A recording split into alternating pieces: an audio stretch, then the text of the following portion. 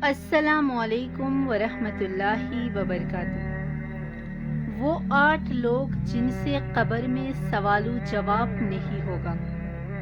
قبر میں مردے سے سوال و جواب کی تفصیل یہ ہے کہ جب مردے کو اس کے عزیز و اقارب قبر میں رکھ کر واپس جاتے ہیں تو وہ ان کی جوتیوں کی آواز سنتا ہے۔ اس وقت اس کے پاس 2 فرشتے آتے ہیں، ایک کو منکر اور دوسرے کو نکیر کہتے ہیں، جو اس کو بٹھا کر پوچھتے ہیں تیرا رب کون ہے؟ مومن بندہ جواب دیتا ہے میرا رب اللہ تعالیٰ ہے۔ تیرا نبی کون ہے؟ مومن بندہ جواب دیتا ہے میرے نبی محمد صلی اللہ علیہ وآلہ وسلم ہے۔ کون سے لوگوں سے قبر میں سوالات نہیں ہوں گے؟ نمبر 1، ان میں سے ایک شہید ہے کہ جو اسلامی ملک کی سرحدوں کی حفاظت کرنے والا ہو اور اس میں وہ شہید ہو جائے۔ نمبر 2، وہ شخص جو مرض طاعون سے فوت ہونے والا ہو۔ نمبر 3، طاعون کے زمانے میں ان کے علاوہ کسی مرض سے فوت ہونے والا جبکہ وہ اس پر صابر اور ثواب کی امید رکھنے والا ہو۔ نمبر 4، صدیق سچے ہوں بچے۔ نمبر 5، اور جمعے کے دن یا رات میں مرنے والا شخص۔ نمبر 6، اور اس طریقے سے ہر رات سورہ ملک پڑھنے والا شخص، اور بعض حضرات نے تو اس سورہ کے ساتھ سورہ سجدہ کو بھی ملایا ہے۔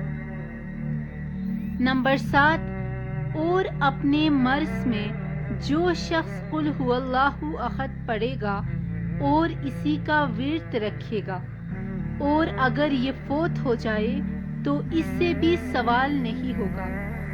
نمبر 8، اور بعض شارعین نے فرمایا ہے کہ ان میں انبیاء اضافہ کیا جائے اس لیے کہ وہ صدیق ہیں، صدیق سے درجے میں بڑے ہیں، ان سے بھی سوال نہیں ہوگا۔ تیرا دین کیا ہے؟ مومن بندہ جواب دیتا ہے میرا دین اسلام ہے۔ بعض روایات میں دوسرا سوال اس طرح ہے تو اس آدمی محمد صلی اللہ علیہ وآلہ وسلم کے بارے میں کیا کہتا تھا؟ مومن بندہ جواب دیتا ہے وہ اللہ کے رسول صلی اللہ علیہ وآلہ وسلم ہیں۔ وہ فرشتے کہیں گے تجھے کس نے بتایا؟ وہ کہے گا میں نے اللہ کی کتابیں پڑھے، اس پر ایمان لایا اور تصدیق کی۔ پس اس کے لیے قبر میں جنت کی طرف ایک دروازہ کھول دیا جائے گا جس سے جنت کی ٹھنڈی ٹھنڈی ہوا اور خوشبو اس کے پاس آتی رہے گی، اور اس کی قبر کشادہ اور نورانی کر دی جائے گی۔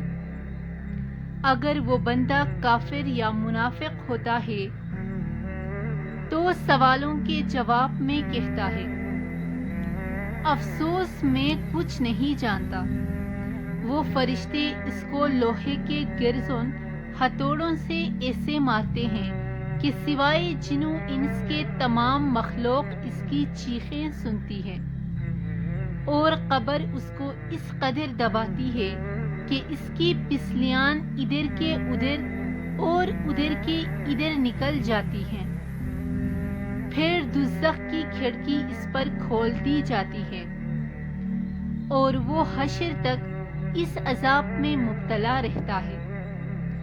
البتہ بعض مومنوں کو بقدر گناہ عذاب پورا ہو کر اس سے پہلے بھی اس عذاب سے رہائی ہو جاتی ہے، اور کبھی محض اللہ پاک کے فضل و کرم سے اور کبھی دنیا کے لوگوں کی دعا اور صدقہ و خیرات وغیرہ کے ایصال ثواب سے بھی عذاب سے رہائی حاصل ہو جاتی ہے۔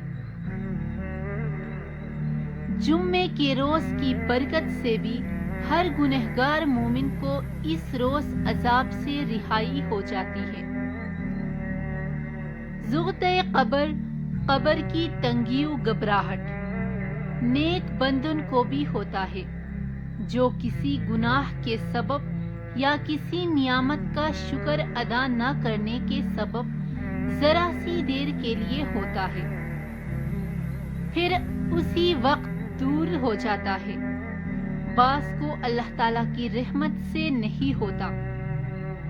مرنے کے بعد ہر صبح اور شام کے وقت ہر مردے کو اس کا ٹھکانہ دکھایا جاتا ہے۔ جنتی کو جنت دکھا کر خوشخبری دیتے ہیں اور دوزخی کو دوزخ دکھا کر اس کی حسرت بڑھاتے ہیں۔ اگر میری ویڈیو اچھی لگی ہو تو اس چینل کو سبسکرائب کرنا مت بھولیے گا۔ جزاک